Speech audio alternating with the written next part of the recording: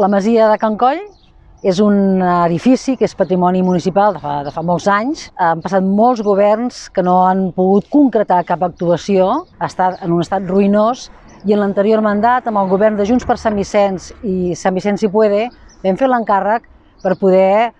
fer la teulada nova i, per tant, assegurar-nos que l'edifici es preservava, que l'edifici no aniria a terra. Estem, per tant, molt contents des de Junts per Sant Vicenç que l'actual govern hagi tirat endavant aquest projecte i, com veieu, diguem-ne que ja no té el barret, l'edifici, doncs aviat veurem que queda totalment cobert i, per tant, garantir aquesta preservació. La nostra aposta és que en aquest edifici s'instal·li la nova comissaria de la policia local.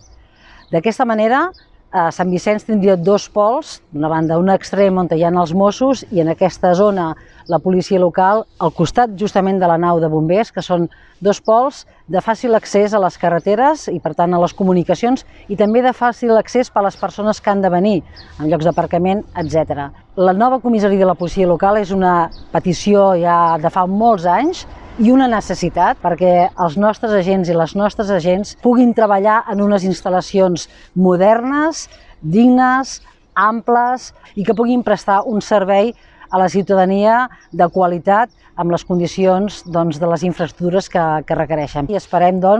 que en el proper mandat aquesta sigui una prioritat per Sant Vicenç i per la seguretat de Sant Vicenç dels Horts.